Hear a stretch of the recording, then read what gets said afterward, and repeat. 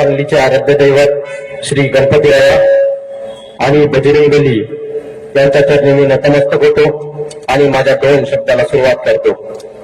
आजच्या या कार्यक्रमासाठी उपस्थित असलेले आदरणीय व्यासपीठ आणि आपण सर्वजण, खरं तर सूर्य कधी कोणाच्या तळहाताने झाकत नाही, हिमालय कोणाच्या बापालाही वाकत नाही आणि मी खरं बोलतो, अडवायची कोणाची ताकद नाही आणि ताकद कामगारांच्या घामात आणि शेतकऱ्याच्या भाजीच्या देतात आहे आणि त्याच घामाला दाम मिळवण्यासाठी आणि महाराष्ट्राचा स्वाभिमान जपण्यासाठी आज आपण या ठिकाणी उपस्थित आहोत।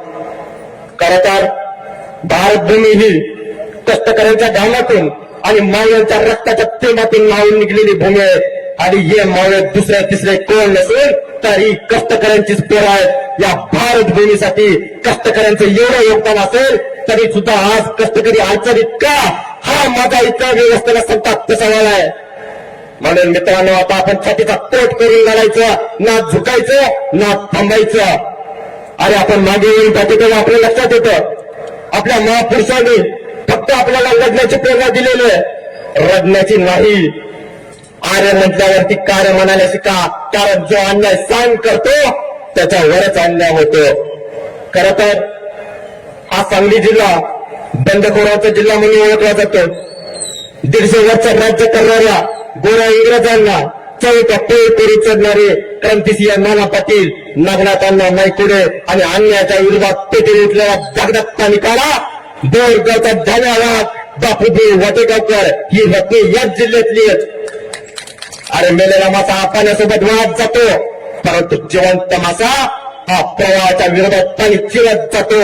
त्यामुळे आपण प्रवाहाच्या विरोधात लढायला शिकलं पाहिजे। आणि भांडवलदारांना माझी एक कळकळीची विनंती आहे, तलवारीच्या टोकेने फक्त माणसाच्या शरीराला गुलाम ठेवता येते, त्याच्या भावनांना, त्याच्या मनाला आणि त्याच्या विचाराला नाही। त्यामुळे भांडवलदारांनो, आता कामगारांना धमक्या देणे बंद करा।